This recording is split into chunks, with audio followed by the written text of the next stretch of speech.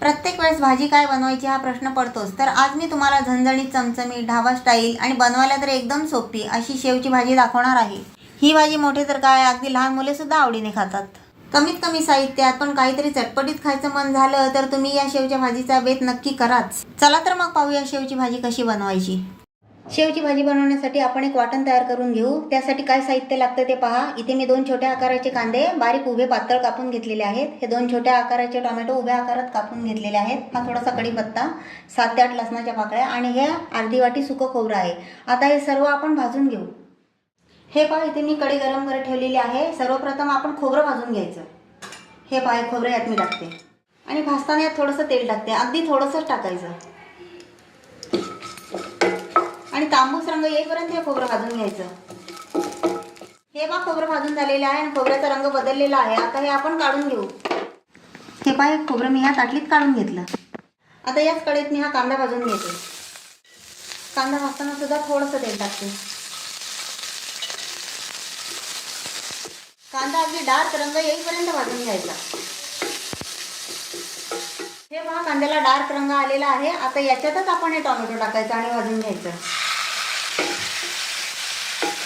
आणि दोन्ही वस्तू अगदी व्यवस्थित भाजून घ्यायच्या, कच्च्या नाही ठेवायच्या. कांदा आणि टोमॅटो थोडं भाजून झालेलं आहे. आता यात मी 7 ते 8 लसणाच्या पाकळ्या टाकते आणि हा थोडासा कढीपत्ता सर्व एकत्र करून भाजून घ्यायचं. कांदा आणि टोमॅटो मस्त भाजून झालेला आहे. आता याला आपण हे या ताटलीमध्ये काढून घेऊ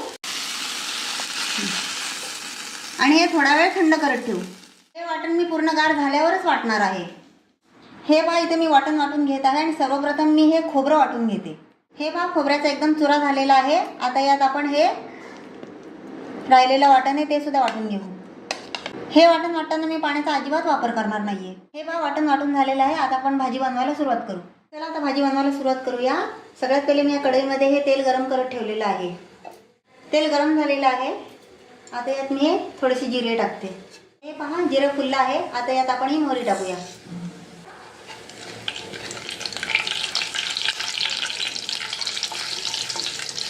आता यात आपण या 2 हिरव्या मिरच्या कापून ठेवलेल्या आहेत उभ्या, त्या घालूया. 2 ते 4 ही कढीपत्त्याची पानं आणि यात आता हे 2 तमालपत्र टाकते. आता यात हा एक बारीक चिरलेला कांदा घालते. हे मस्त हलवून घ्यायचं असतं. कांदा गुलाबी रंग येईपर्यंत परतवायचा. आपल्या कांद्याला मस्त गुलाबी रंग आलेला आहे. आता यात आपण हे वाटलेलं वाटण घालूया.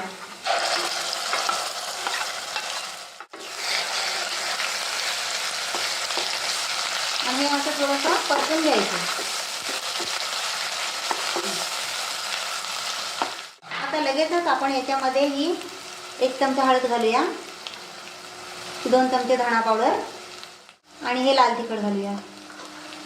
तिखट तुमच्या आवडीनुसार तुम्ही घालू शकता. हा थोडासा किचन किंग मसाला घालूया. हा नसेल तर गरम मसाला तुम्ही कुठलाही तुमच्या आवडीचा घालू शकता. पहा, आता हे सर्व मस्त असं परतून घ्यायचं. अगदी तेल सुटेपर्यंत परतवायचं.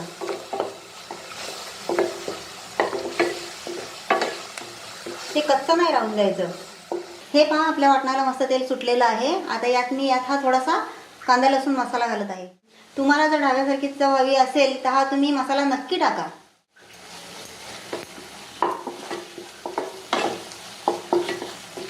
हे पहा, आपलं वाटण छान परतून झालेलं आहे. आता यात आपण पाणी घालणार आहोत.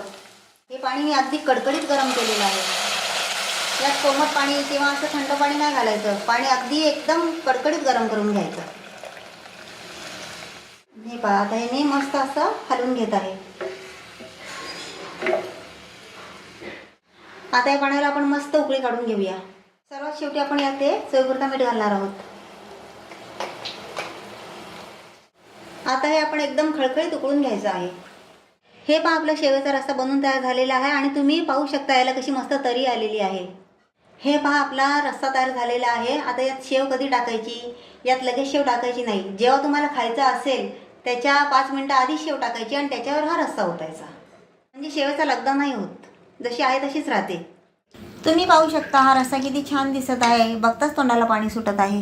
चला तर मग ही भाजी खायची कशी ते पाहूया. आधी या प्लेटमध्ये हा रस्सा असा काढून घ्यायचा. हा रस्सा असा काढून घेतला तर शेव कुरकुरीत राहते, नाहीतर शेवेचा लगदा होण्याची शक्यता असते. आमच्या घरी अशाच पद्धतीने ही भाजी खाल्ली जाते. असं केल्याने शेव प्रत्येकाच्या आवडीनुसार घेता येते. आणि शेव ही नंतर वरूनच टाकावी. ढाब्यामध्ये सुद्धा आपल्याला अशाच प्रकारे सर्व केलं जातं. ही भाजी तुम्ही चपाती किंवा ब्रेडसोबत खाऊ शकता. खूप छान लागते. इथे मी थोडी वरून कोथिंबीर टाकली आहे. तुम्ही पाहू शकता किती छान दिसत आहे. एकदा अशा प्रकारे तुम्ही ही रेसिपी बनवून पहा. माझी खात्री आहे न खाणारे सुद्धा आवडीने खातील. तुम्हाला ही रेसिपी कशी वाटली मला कमेंट करून सांगा. व्हिडिओ आवडला तर लाईक करा, जास्तीत जास्त लोकांना शेअर करा आणि माझ्या चॅनलला सबस्क्राईब करा. भेटूया पुढच्या व्हिडिओत. धन्यवाद.